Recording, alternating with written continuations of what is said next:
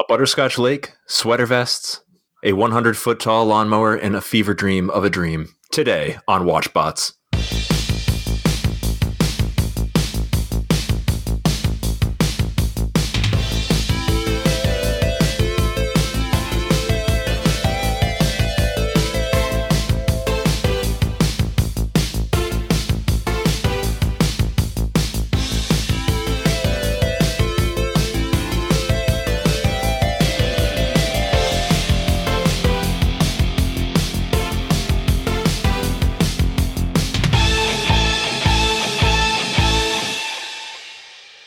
Welcome to Watchbots, the podcast about old cartoons, old TV shows, and the narrow band in between. I'm Ben, and I'm joined from a distant land by Dave. Hello. Nice to see you, Ben, or hear from you. Well, likewise. Thanks for being here. And also from a less distant land, Shaylin. Hello. It's good to be here. Hello. Well, it's great to have you. Thanks for coming. Well, we've done it. I think this is officially a success. We're podding here. We've got some microphones, some soundboards, some real professional kind of stuff here. And this will either be episode 0 and never released to the public, or this will be episode 1 of 1,000. I don't see an in-between kind of option. So I hope everybody is prepared for that kind of commitment. Yeah, I think not knowing what the future holds, I think 0 to 1,000 is perfect for us. That's low commitment on my part, and I think that's just fine by me. If it's not a minimum of 1,000, I'm out. I need commitment. Oh, that's the complete opposite of what I had in mind. I don't know if this is going to work. Well, here we are. Yeah, 20-year commitment or no commitment. And this is the last episode of Watchbots, and thank you for listening. So maybe the best way to get started is what are we doing here? I hate saying things like mission statements, but we are all kids of the 80s when I think things were undisputably better. Indisputably better? Undisputably better. Whatever. Better toys, better commercials, better cartoons. Things were less of a hellscape back then. So as we are all now adults with the sensibilities of children, we thought it'd be fun to look back at the old cartoons and shows from the 80s and 90s that we loved, talk through them, and, see where we get to. Podcasts are a really, really undercovered kind of market, so we're really just jumping right into this new media thing here. We are not at all professional. I can't underscore that enough, so you'll have to deal with our ums and ahs for a little bit. And we're not really sure what this is going to end up looking like. I might come up with a huskier NPR kind of voice. We might do something with Twitch and video games. We're still kind of figuring that out, but I don't know. Hopefully it'll be a fun ride. I don't know. What do you guys think about that? I love it, frankly, because the 80s are far superior time to grow up than now. I feel terrible for our children. I feel even worse for future grandchildren, but here we are. I don't want to reveal too much of how the sausage was made, but rewatching this episode or the cartoon for this episode, it's really shook me to my core, and it changed the way I look at my childhood, and so I'm excited to do that week in and week out. Just really breaking down who I am and what I watched as a child. So this is going to be really, really fun. So I like that in 2 minutes we went from straining towards a little bit political to very profound. So I think that I will just occupy that nice meaty middle in all of that, try to guide us to, some kind of conclusion. I don't know if it'll be that high-minded, but I guess we'll see. So on to today's show. So with the midterm elections just passed in the U.S., patriotism's running high. So what better cartoon to start with than G.I. Joe? It's an American classic. The toys were, of course, around since the 60s, those big-ass foot-high toys, but we're talking about the 80s version. Little toys, insane cartoons, G.I. Joe versus Cobra. I don't know. Before we talk about the episode, you guys watched this as kids, right? You had to have. Not only did I watch it, but I really internalized a lot of the messaging I realized. Like, during the opening sequence, I realized the voice of the narrator, telling us what this show is about. G.I. Joe. I could recall it, which was very strange to me, but awkward silence. Anyone else? So I remember, I was just waiting you to complete your thought. So I'm surprised that I remembered so much about the show, and I don't remember watching it at all. It was like one of those weird things where like it must have just been on in the background or something, but I don't recall ever actively watching the show, but I watched a slew of episodes over the past week and I remember all of them. So I must have at some point. I just must have redacted them from my brain. So this is good. And also the narrator of the opening and the PSAs at the end, that I must have watched the show a lot because that is like in my head, and that is the go-to voice I do when I have when I'm impersonating a narrator. It's always the G.I. Joe voice guy. Yeah, it's funny. I mean, I know I watched G.I. Joe a ton as a kid, right? I mean, you just had to. It was there. I couldn't tell you a single episode. And I mean, we'll get into what we watched, but I was not prepared for this. So like, I remember the music. I remember the toys. I remember, 4% of the characters, but I don't remember anything about it, which is sort of interesting. What I do remember is so Street Fighter 2, this is a quick digression. Everybody knows Blanca, right? Blanca, green skin, orange hair. I think he was Brazilian. Anyway, devastating character. He was Brazilian. Yes, I can confirm. There was a time where there were G.I. Joe Street Fighter toys, which is a pretty weird crossover. But my most vivid memory of G.I. Joe is obviously later days and having a Blanca toy, which I don't know if that's sad. Is that really cool? I'm going to go with it's really cool. But I feel like that's one of those things that if you still had it, you could make a fortune on eBay somehow. Well, it just so happens I have it here in my pocket. Just carrying it around. No, I don't actually. That's pure gold you're carrying around. Be careful with that.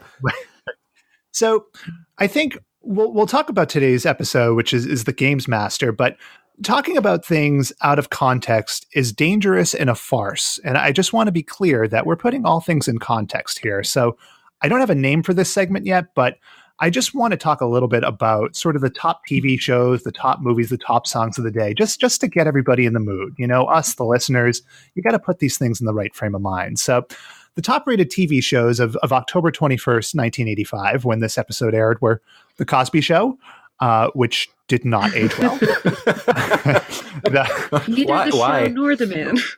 Why do you say that? I'm lost. Ripped from the headlines. Family Ties, which did age well, I think, although God knows I couldn't tell you anything about Family Ties other than Michael J. Fox. And the third show was Murder, She Wrote, which, hell yeah, I mean, cool. Yeah. So top songs of the day were Aha, Take On Me, which I think we know. I'm not going to sing any bars of that. And Whitney Houston, Saving All My Love for You. So, yeah. October 1985. That was a halcyon month. It was. And I mean, the movies too. So number one movie was Commando, which, I mean, that fits in with the theme of the day. Number 3 movie was Back to the Future, which, I could spend a month talking about Back to the Future. I had literally never heard of the number 2 movie in the land, which was Jagged Edge. Have either of you ever heard of that? The name sounds familiar. Who's in it? I could tell you about it. So on reading it, I assumed it was kind of like Basic Instinct. And then imagine my shock when it was directed by the screenwriter of Basic Instinct. So it's a courtroom thriller starring Glenn Close and Jeff Bridges. And it kind of sounds like a Skinamax movie. And I went to Mr. Skin and checked. And yes, Glenn Close does get topless in the movie. So, nice. If any listeners want some bonus viewing, that Jagged Edge. Check it out. This is the hard-hitting research that I think is going to bring this podcast, shed some light on it for the public. I think this is really going to take off when with the Mr. Skin research. I think so. Yeah. I mean, knowing this context, do you guys feel like we really can have a better understanding of what we're about to discuss? I think so. I think, even just the movies you mentioned, Jagged Edge, excluding Jagged Edge, you've got the over-the-top nature of Back to the Future and the jingoism of Commando. I think that's a perfect combination for what we're about to discuss today. Yeah. So I hate edging towards this discussion, but I think we have to take a moment to discuss the writer of the episode as well. Does the name Flint Dilly mean anything to either? Is it Dilly or Dill? I was operating under Dill because I think Flint Dill sounds much funnier to me. but I didn't check on the pronunciation, and that's bad podcast hosting. But yeah, that's shame on you. You can do all your Mr. Skin research, but when you can't pronounce Flint Dill or Dilly's last name, you've lost all credibility. This is my solemn swear to the listener to take these things more seriously. But Flint D, we'll just go with Flint D. He was a prolific. Well, he's alive. Just a prolific cartoon writer. He wrote Transformers the movie, which I think will explain a bit about the fever dream we're about to discuss. But he's also friends with Frank Miller from Sin City and Batman, which is crazy. Also, you're both familiar with Pokemon Go, we are, correct? Yeah. Obviously. Yeah, well, because we're hip. But Flint D is also the creative lead for the company that made Pokemon Go. So he seems like an amazing guy. I'm going to consider him a personal hero and somebody that maybe we should all look up to. Here's another fun fact. Is this a Flint D fun fact? It is. Also, he wrote the screenplay for An American Tale. So another childhood favorite that I'm sure if we revisited, we'd be horrified as to what's going on. Wow, Feifel is really an acid trip. I remember that one pretty clearly, and I remember the nightmares too. Okay, so it is. So all 80s cartoons are horrifying. I think we've ended the podcast. we can't make that conclusion for another 999 and a half episodes. So this is true. Put that in your pocket with the Blanca figure. So to start, I'm going to read the description for the episode right off Wikipedia, and then I think we can sort of dive into this. So from Wikipedia, quote unquote, a twisted tycoon captures Flint, Lady J, Baroness, and Cobra Commander, who must work together to escape the life-size toys that are attacking them. And that's it. That doesn't even begin to describe how fucking wild this is. I mean, did either of you know going into this episode what it was you were walking into? No, I was expecting just a regular G.I. Joe episode where it's like good guys, bad guys, and no nightmare in the middle. That was what I was expecting. So I'm with Shaylin here. Was not expecting this nightmare of an episode.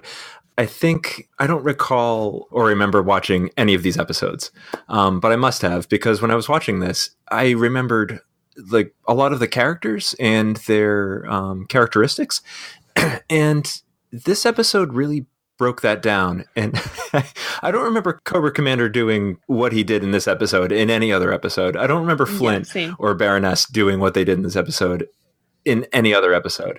And also, I'm going to take umbrage with the Wikipedia description, Twisted Tycoon. That's an assumption. We don't know that he's a tycoon. He's certainly twisted, and he certainly has a lot of money. But tycoon, like that's a stretch. Wiki writer. That's fair, and maybe the Gamemaster is the best place to start. So let's take this one from the top and see what sort of marshmallow river we go down here. So the episode opens with an introduction to the Gamemaster, who appears to be about 25 feet tall, and Coco, who's a robot clown butler sort of thing. So let's take a quick listen to their introduction here. I'm bored. I want to play a new game, Coco. A game where real people fight for their lives, where I can play but can't get hurt. Let's play my new game, Coco. What do you think? Boring. So just to clarify, the boring, that's Coco, and he is like I said, he's a robot clown butler. And right off the bat, this is not a normal G.I. Joe episode. There's Joe, there's Cobra, there's Zartan, and then you have the Gamemaster. So it just starts off weird. We then immediately cut to Flint driving around in a convertible and wearing a sweater vest. I just don't know what to do with it. I guess it's his day off outfit, and believe me, he looks dashing. And then even more so than his usual Joe fatigues. He rocked that sweater vest. I thought it was amazing. I just loved he casually walked into his apartment building. There's a man behind a security desk. They wave at each other. He grabs his mail. And there's nothing about that introduction that's anything like his character any other moment of the cartoon series. Well, Again, all things in context. We can't say for 100% certain that never happens in the series, but I'm willing to take that bet. So yeah, I don't remember his high-rise apartment any other time. I did some research on this because I'm sad, but I also want to just deliver on this episode. But so there is an episode where Flint does take a vacation. So he is in his he's in his civvies, if you will, throughout most of the episode, that vacation episode, but he never takes off his hat. So he just wants to let the people know where he's vacationing that he's a Joe, and a Joe through and through.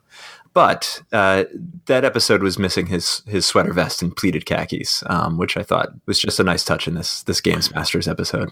I think that's fair. And something that just popped to mind, because I am not smart all the time. Do you think that Flint is maybe kind of a takeoff from Flint Dilley himself? Do you think the sweater vest khaki combo could be a Flint D original? I'm just throwing it out there. Shaylin, take this one.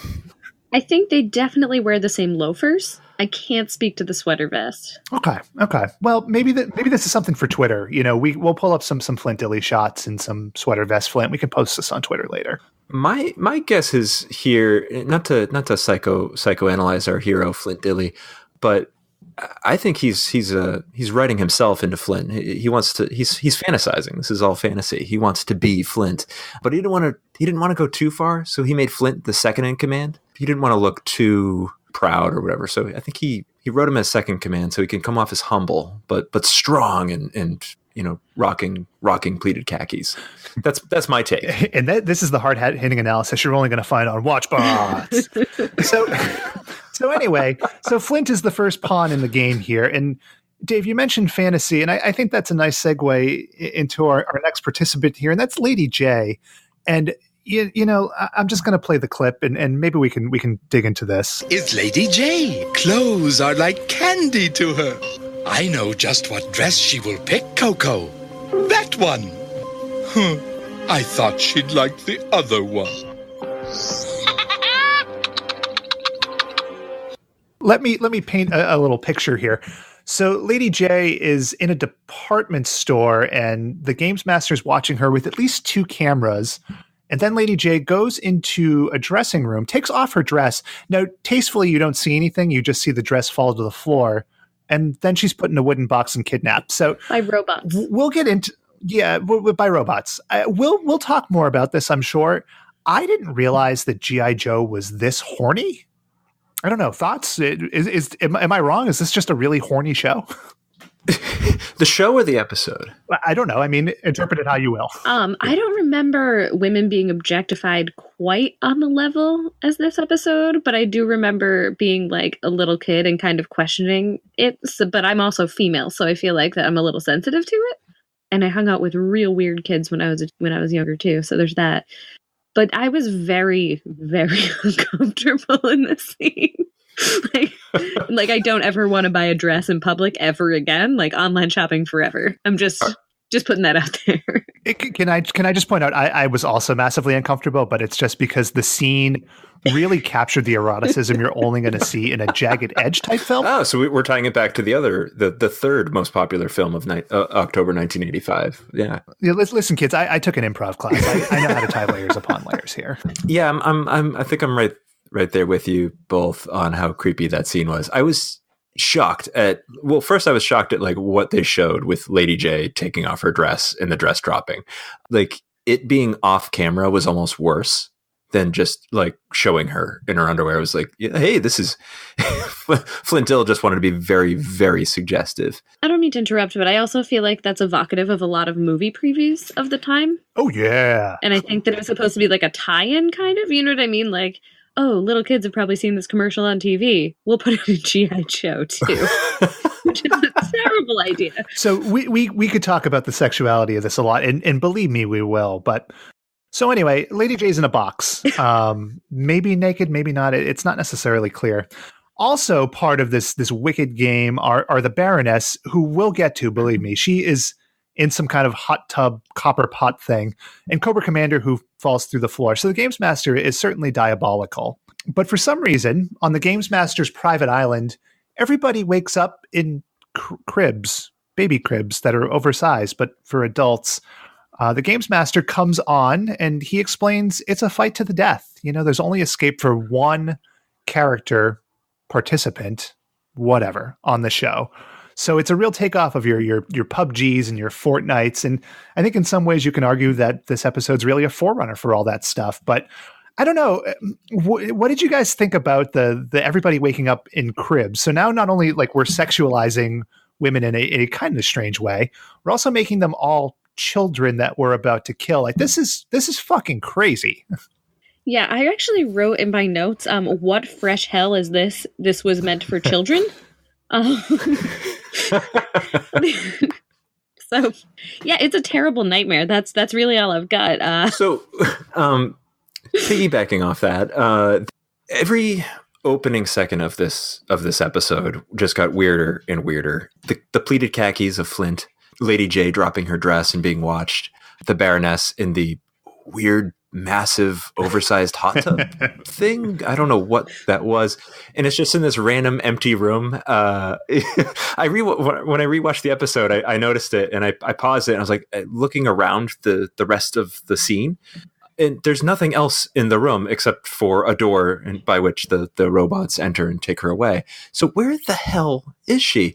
And then Cobra Commander doing his thing, whatever. And then they wake up in cribs. And I was like, oh, they took all that weird stuff happening and just kicked it up by 30 notches.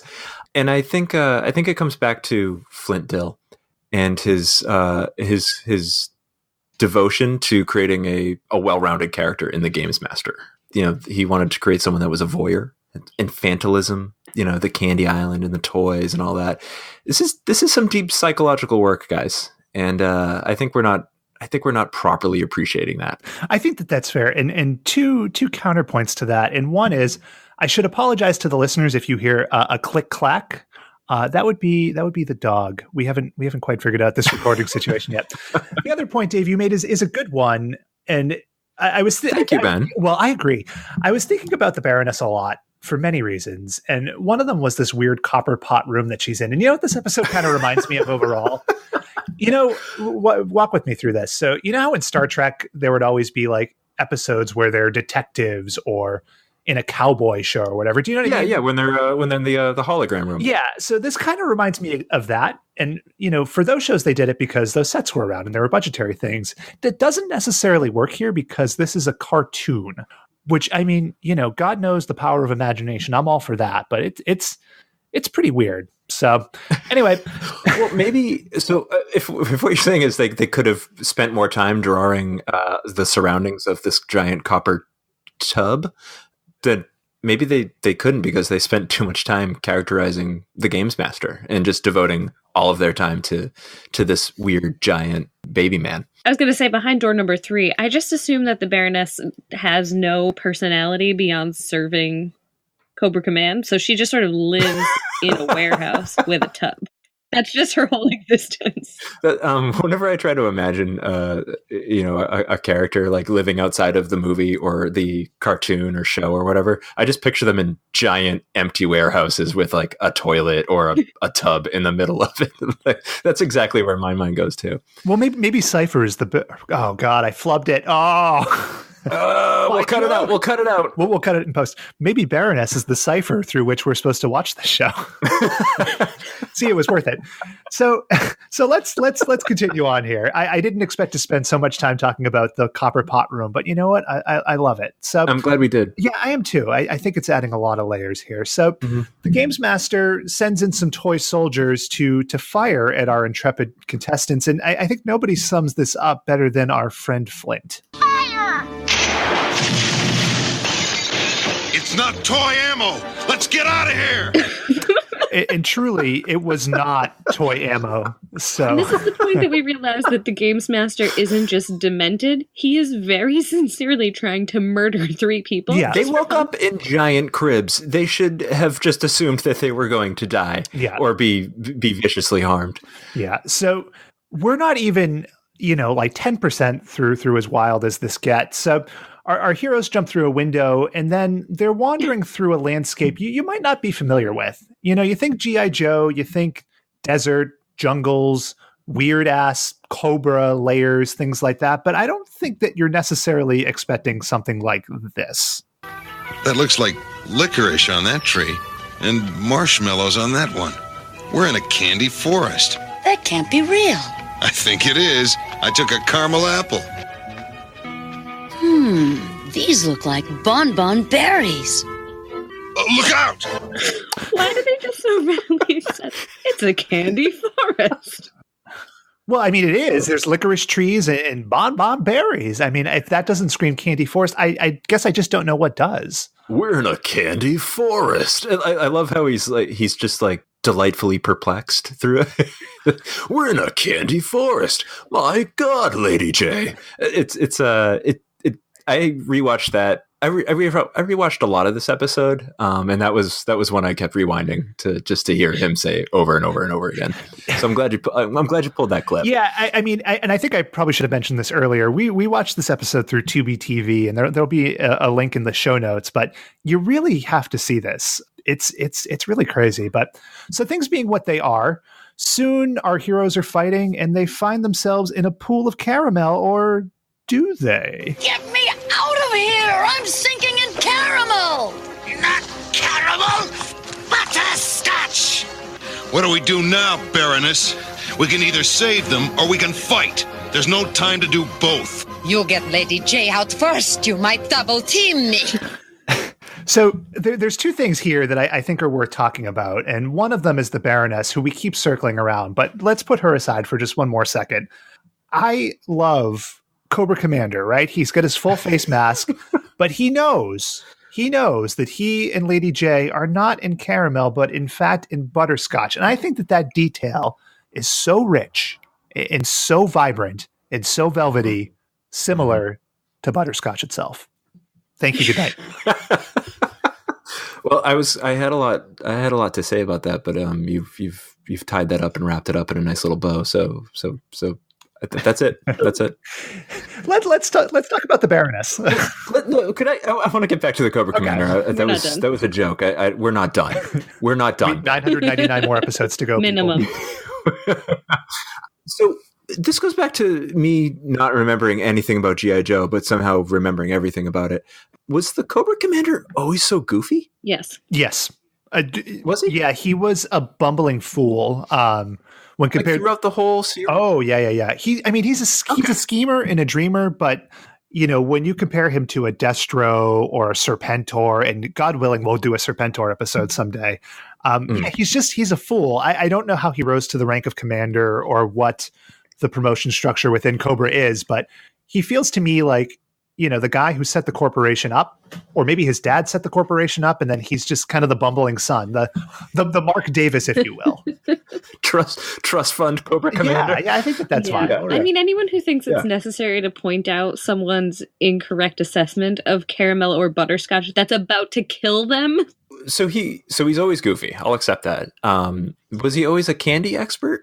Or was that why they made this episode? Because he's correcting her on caramel and butterscotch. I think he does it a couple other times, or at least one more time throughout the episode where he corrects them on candy. But he's also taking pratfalls and tripping over stuff and whining. Is that Cobra Commander, or did they just amp it up for this feverish? Well, this is where context helps, right? And like we're saying, all things in context. And what you didn't see is the episode 3 episodes before that showed Cobra Commander just watching a lot of Dick Van Dyke and just yelling about his sweet tooth for 25 minutes. So I think I regret that we didn't add that to the compendium here. But again, all things in context, and I think questions like that are easily resolved. Yeah, shame on you. This is another knock against you and your podcast hosting. Do you know that I'm literally sitting at my kitchen table? I'm sweating with the amount of stuff that we're tackling here. So I will not hear this kind of denigration against my hosting and producing abilities. I just think that's not fair. You know what? I'm a guest, and I overstepped. I apologize. This is the last episode of Watchbots. But let's team back up, Ben, and let's get back to the double teaming of Barons. You're welcome. Yeah, you're welcome, thank you. folks. Very good. I'm just going to hit stop recording on my end. So the Baroness. Yeah. So for context, walk us through the Baroness. For context for listeners, The Baroness, who was kidnapped from her giant copper pot in a warehouse, which is obviously where she lives, is in a bikini throughout this episode. So that's important as she discusses being double teamed by Flint and Lady J. Well, yeah, Seems important she's in a somehow. bikini. She talks about double teaming, and you know what? This clip is a little bit out of order, but I think this one's relevant to our discussion. So let's take one more listen to the Baroness here. Have you got a better idea? Yes! We find the helicopter and I fly it to safety. I will immediately dispatch troops to rescue you. Oh, even I cannot swallow that one.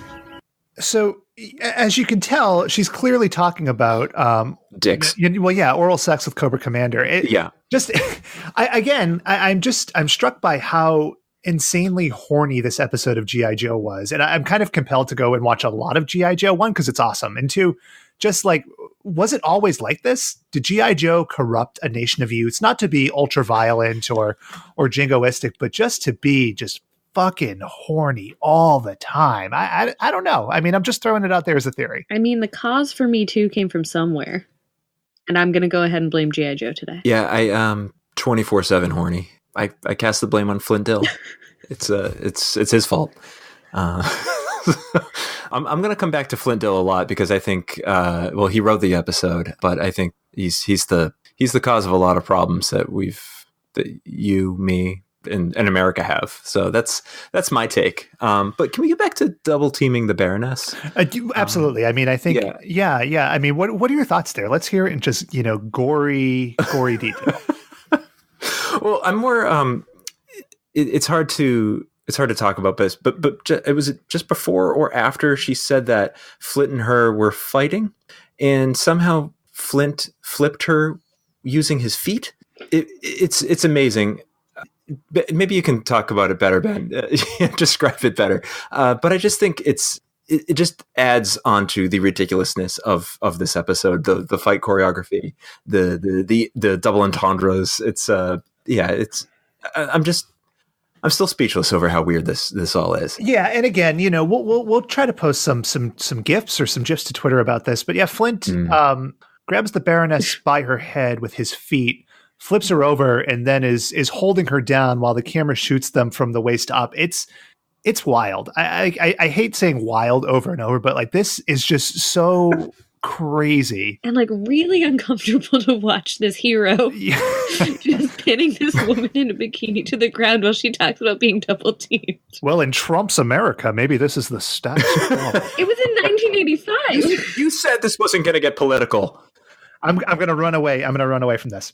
So we haven't even touched on the B plot of this episode, which is sort of one of those weird things where G.I. Joe and Cobra would occasionally work together. So 3 Joes, they're all wearing wetsuits, so it's kind of impossible to tell who's who. They go and they visit Zartan. And again, Zartan had to get in on the weirdness. So let's hear what Zartan's up to.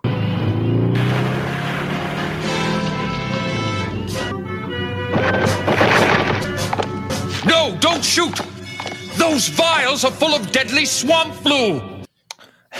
So clearly I didn't cut that clip correctly because it was a little bit long, but Zartan is dealing with deadly swamp flu. The Joes hold him hostage. They threaten to give Zartan the deadly swamp flu, and he asks, a pretty valid question here. What about my human rights? Which says the man experimenting with deadly swamp flu. Yeah, I mean, in a day and age of, patient consent and human rights violations, it's just poignant. So we won't spend a lot of time on the B plot today because I think the A plot brings enough. But I just wanted, I wanted the audience to know where things are. So can we back up for that clip? Absolutely. I thought swamp flu was hilarious. But okay, no, continue. But I think just the G.I. Joes are supposed to be the world's like deadliest force, protecting everybody and using all sorts of like high tech, highly, I don't even know, tactical strategies to defeat Cobra. So they arrive in this swamp and then they go over to the tarp, which is bright red camouflage in the middle of the dark. So I don't know, like, how did nobody see that red tarp covered Jeep or whatever it was? It just makes me question the G.I. Joe's credibility. Have you considered that you're colorblind and that, in fact, it was the right color? I think you're... Yeah, that's right. So, yeah. In addition to that... I have to call my doctor. There's like a passing joke before they get to the swamp with the red tarp where someone yells, "That was the third Star Striker this month." Shaylin, it's a Sky Striker. I'm sorry. Name the airplanes correctly, or don't come on the show. I'm sorry. Thank you. I'm reading in the dark. It's hard. But anyway, yes, to go back to their expert tactical strategies and the fact that they're supposed to be the best force on Earth, and yet they can't get through a month without destroying 3 planes. And their pilot is named Ace. So. Well, Cobra is a multinational organization. And again, we could spend a lot of time talking about the politics here, but I think that these are all valid points. And that's the great thing about Joe is there's always a lot of different missions going on, always something to dazzle the eye and the ear and the mind. So it's good stuff. Even about their credibility, Zartan immediately cries about his human rights. There's something behind there. Like, are the Joes violating human rights? Yes. Yeah. The answer is absolutely. The short answer is yes, absolutely. So and constantly. And so I think it's just, again, it's really affected us as a society today. Agreed. I think that we can all agree on that point. But you know what, folks? I don't want to get too far afield here. I don't want to get too far away from the Gamemaster's island. So let's head back there. And the Gamemaster, he's incredible. He has robots for every purpose, right? They're all clowns or wind-up toys until there's a big Dinobot. And I don't know how else to describe it other than it's just a big brontosaurus who appears to eat Flint. Flint is in the dinosaur's mouth being chewed up and he is spit out. And then all of a sudden, some robot butlers show up with a casket, which happens to be a perfect fit for Flint, and they walk him away. Where did they come from? How did they get there so fast? The Gamemaster truly ahead of his time. And, you think about today's virtual realities and your iPhones, and it's amazing stuff. I mean, did you guys buy that Flint had truly died? Did you think that was a possibility? No. Really? But he had a gravestone and everything. Yeah. I mean, I guess. There was a toy funeral. Like, I bought it. Thank you. So in the context of G.I. Joe, I didn't expect them to just murder their second in command with a giant wind-up dinosaur. Okay, well, everybody has different opinions, and some are clearly much, stronger and better than others. But there you go. But anyway, I think a 4-year-old me who would have watched the show, to 4-year-old me, the imagery is horrifying. It's like, oh, there's my favorite character, Flint, and a giant toy dinosaur just mauled him, and this was pre-Jurassic Park too, so that's true. Yeah, it's a horrifying thing to watch as a child. I mean, I knew he wasn't going to die as a 34-year-old man, but 30 years ago, I'm watching this, and I think I would have been just truly petrified. Well, do you know what's funny too? Right before we cut to commercial, the shot is just Lady J sobbing. She is sobbing. It is really crazy. But never fear, dear friends, because Flint is alive and he is making some kick-ass puns. Rust in peace.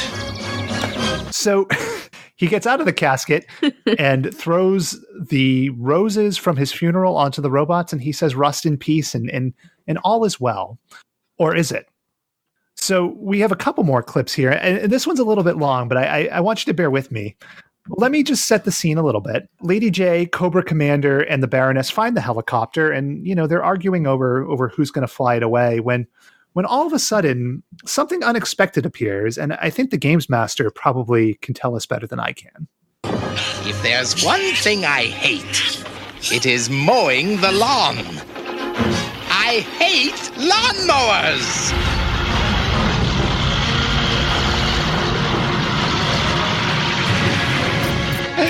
Mow them down, chop them as they run. Whirlily, whirlily, whirlily, whirlily, I'm having so much fun.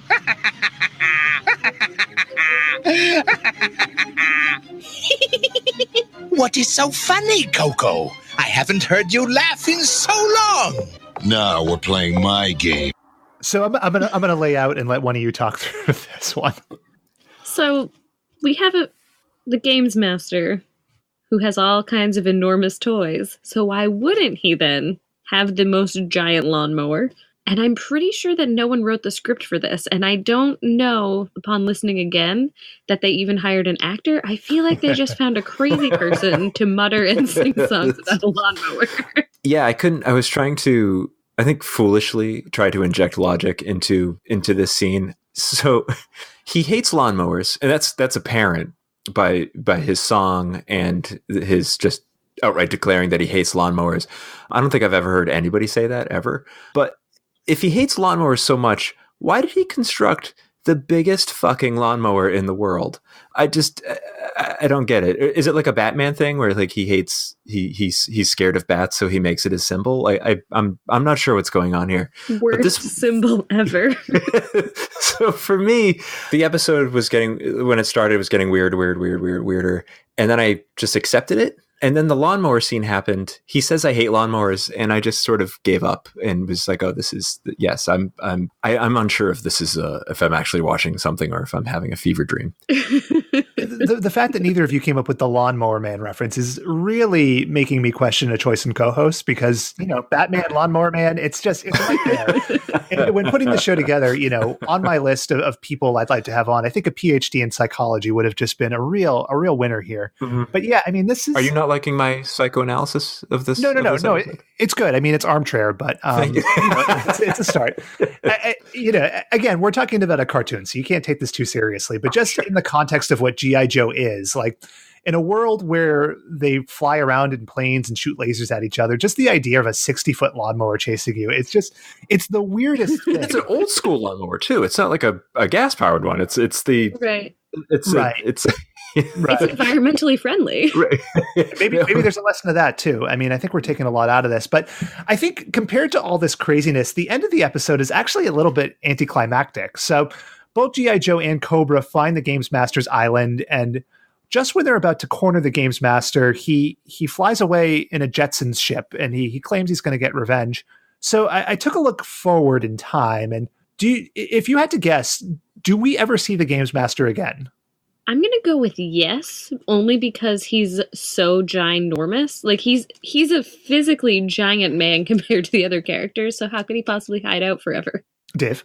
I'm going to go with no. I think this is an episode that they wrote and produced, and when it went live, they just forgot about it and never came back to this ever again. Do you think they instantly regretted it? Yes, that's what I was getting at. They saw it and they were like, "Holy shit, what did we do? What did we use? Yeah, we need to talk. We need to have an intervention for Flint. He's clearly done too much cocaine." Well, the answer is that the Gamemaster never came back, and what the reason for why that is, I don't know. I mean, I would love to talk to Flint Dilley if he's on Twitter. I may start seeing if we could talk to this guy because I'd love to talk about this, but the Gamemaster never comes back after he flies away in its Jetsons ship. But lest you think the hijinks are over, Destro and Flint come together, and they bond over one more moment of mirth here. Where is Cobra Commander? Knee deep in a marshmallow swamp. Is that your idea of a joke? Okay, look for yourself.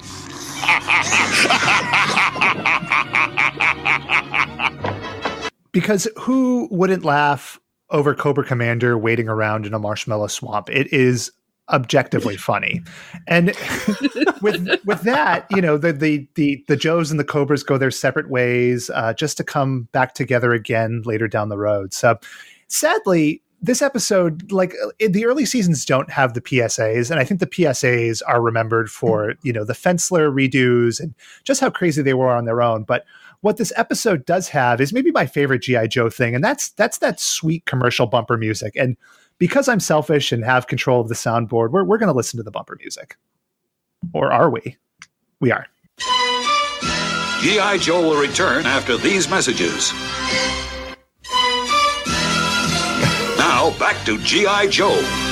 God, I love that bumper music. And I know as we talk about other shows, we'll have similar commercial bumpers, but That is what I remember about G.I. Joe. And I think that is maybe a fantastic takeaway from this episode and from our first look at G.I. Joe. So like all things in life, we're going to rate this show, and we're going to do it in a couple of different ways. And one is just, it's a yes or no scale. And we all have kids. And I think, in today's PC world, we're very conscious of what we show our children. So looking at the show through 2018 eyes, looking at it adult eyes, would you show this to your child? And Shaylin, I'll start with you on this.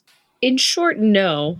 In longer, absolutely not. And the reason is that at 34, going to bed after watching this episode, I had nightmares. So I don't think that a small child could handle it, particularly our small child who's not good at sleeping through the night without terrible nightmare-inducing bonbon berries. So, no. Dave? Yeah, that's a no for me. Just a solid, absolute no. I don't think anybody should see this episode. And I'm kind of upset with you, Ben, that you made us watch this episode. I'm glad we unpacked it. I'm glad we're warning the rest of the world. But yeah, this is it didn't give me nightmares, but it just it made me feel icky after watching it. Yeah, no, I could never show this to children or anyone else. So you two are just a couple of old birds. I mean, this is crazy. Everybody should see this. It's incredible. Now, would I show it to a 3-year-old? Maybe not, right? Just it's a little too violent, but this is so crazy and it's so imaginative. I would go so far as to say it's the Willy Wonka of October 21st, 1985. And I would absolutely show this to a child. Now, the other rating, pretty simple too. Let's rate this on a scale of 1 to 5. And for this episode, let's call it 1 to 5 bonbon berries. What would you give this one? Shaylin, go ahead. 2. I would give it 2 bonbon berries. I have nothing else. Okay. Just the score. We don't want any context. This is good podcasting. 2. Yeah, don't fill that in. I'm going to have to say, I'm going to go with the 2. 2 bonbon berries. 1, because I don't want to overindulge on bonbon berries. But also it's just, again, that ickiness that I was left with, the voyeurism, the infantilism, just everything. It's a 2. Yeah, it's an interesting thing because we're talking about this episode, and I thought it was a lot of fun to watch, honestly. And I will be honest, I watched it several times, but it's sort of missing that key G.I. Joe versus Cobra element, right? Because I think that's what we remember is those classic confrontations of Zartan and Flint and Duke and Cobra Commander and, the whole gang. And I think we're missing that. So for that reason, I'm going to give this one a 4, but really, really fun episode. So interested to hear what you think. So let's play a game, not in a weird Saw kind of way, but this one will be pretty easy, I think. So, how many lawnmowers will there be? There will be 0 lawnmowers. I can promise you that. So actually, let's play 2 games. The first one of my favorite things in cartoons of this era, and I only started noticing it as an adult, is nobody ever really dies. Take Optimus Prime from Transformers the movie out, another Flint Dille joint. Nobody ever really dies. Spoiler alert. Thank you. Things sort of blow up and people are blown away, but you always see the parachute jumping out. And then G.I. Joe's classic for this. There's an enormous battle in the sky and lasers and guns and toy planes and planes blowing up, but you always see that guy and the parachute floating down. So I think as we go here, I'd like to keep a running tally of how many fake deaths we see per episode and see where we get to. So either you want to hazard a guess how many fake deaths we had in the 22 minutes we watched this week? This is an occasion where you can just shout out a number with no context. Okay, so I'm going with 3 because there was definitely a plane crash in addition to Flint. I'm gonna say there was a big battle at the end where Gamemaster shot down a lot of fighter jets. I'm gonna say 16. So if this was Price is Right, Shayla would win. The answer is 5. And you can take that math to the bank because I watched this meticulously, and they all took place in the air battle. Ace early in the episode, and then there were 4 more, and sort of the big battle at the end. So I don't know. Are you not counting Flint? No, because Flint never actually died. He just pretended. So I see. Flint's a real red herring. So I don't know what we're going to do with this information. Maybe nothing, but I think I want to keep track of it because I can imagine the numbers getting pretty crazy. I think we should I think we should watch every G.I. Joe episode and create a nice infographic of fake character deaths. And then release that to the world and just educate everybody. We're going to wait till this really takes off, and we get an intern to do something like that. But I like that. I like that idea. So hey, I'm just trying to think of new content, Ben. No, that's great. I mean, hashtag content creation. That always thinking. So just to wrap us up for the day, I thought it'd be fun to play a little game. And G.I. Joe has an amazing amount of characters, like probably hundreds, and there are toys associated with each of them. So I came up with a little game, and we're going to call it G.I. Joe or G.I. No. And here's the concept. I'm going to read a character name, and you're each going to tell me if it's a real G.I. Joe character or if it's one that I made up. And we'll go through them. We'll see who got the most, and the winner will get a hearty clap on the back. Does that all make sense? Any questions about that? Nope. Okay. Makes sense. Okay. So our first character is Footloose, the infantry trooper. Is Footloose a real character or a fake character? Shaylin, you can go first. I'm going real. Dave? Not real. Footloose, the infantry trooper, is very real, and he's part of Slaughter's Marauders. That's his sub-team, so that's a point for Shaylin on that one. Oh my God. Yeah, let's keep going. We've got a bunch of these. Muskrat, the swamp fighter. Dave, this one's you. No. Not real? Shaylin? Not real. Not real. Muskrat, the swamp fighter, is real. And this is where he's part of the Night Force. So just again, all things in context. I wish we had bells and buzzers on the soundboard, but we'll make it work. Is he part of Zartan's crew? I think that he is. If he's making swamp flu, I mean, there should be a swamp fighter. I don't know. I'm trying to help Flint out. The good thing about the Joes and Cobra, they have a fighter for every situation. So let's move on to our third character here. Night Creeper, the Cobra Ninja. Real or not real? Or if I wanted to actually stick with the parlance of the game, G.I. Joe or G.I. No? Shaylin, you're up first. Ninja or Ninja? Did I say Ninja? Yes, you did. Okay, well, the spelling on my page is Ninja with an A. I'm going G.I. Joe. Dave?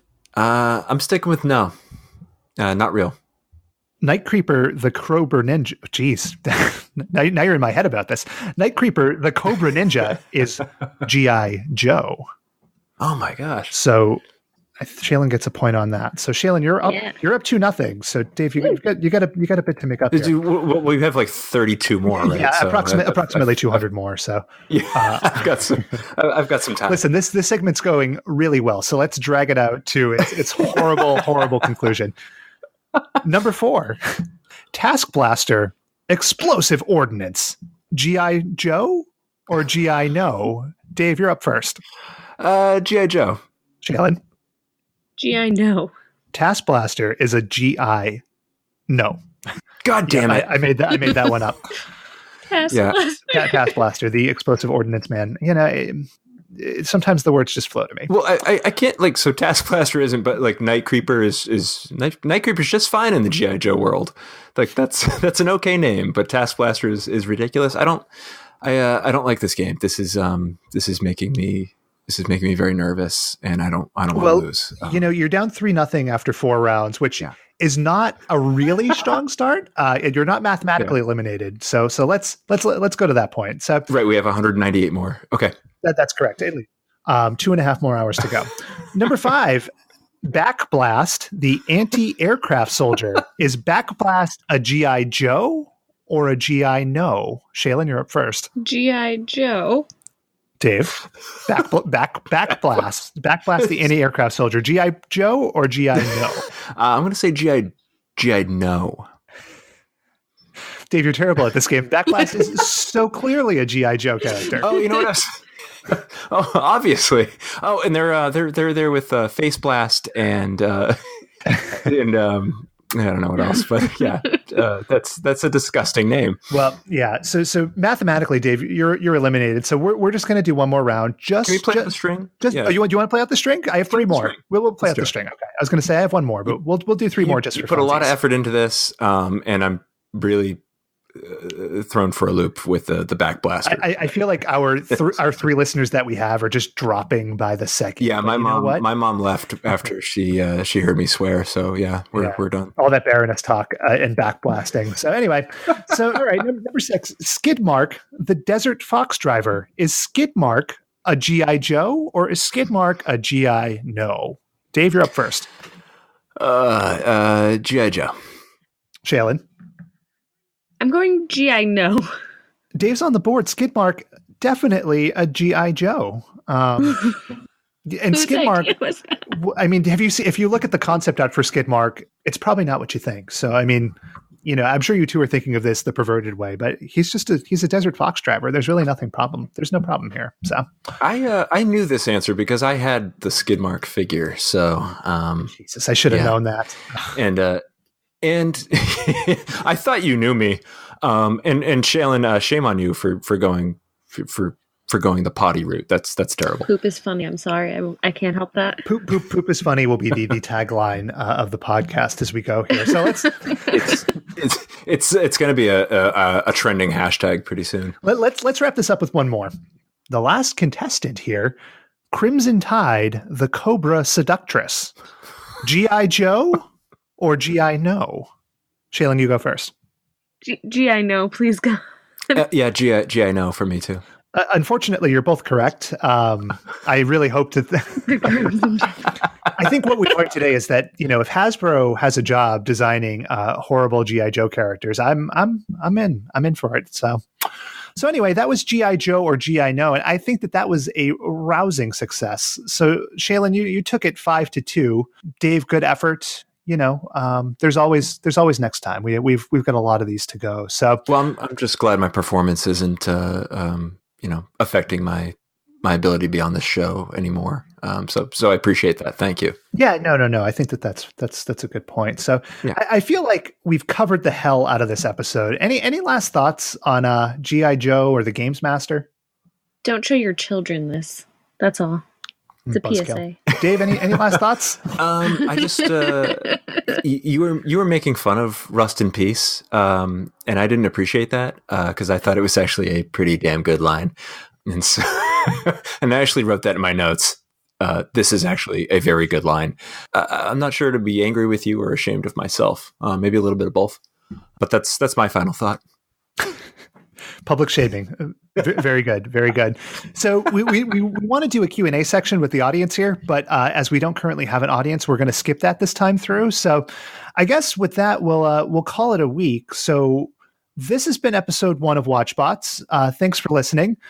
Subscribe, rate, review us on iTunes. If you have any questions for us, any shows you want us to watch, any public grievances to air, you can reach us at email@watchbotspod.com or at WatchbotsPod on Twitter. I'm at Bogan Plays on Twitter. We've got a TeePublic. We're working on setting up some cool stuff. Anything else we want to plug, or is that good? I think we're all set. All right. Well, so I'm Ben for Dave and Shaylin. Thanks for listening. We'll see you next week. And always remember, rust in peace.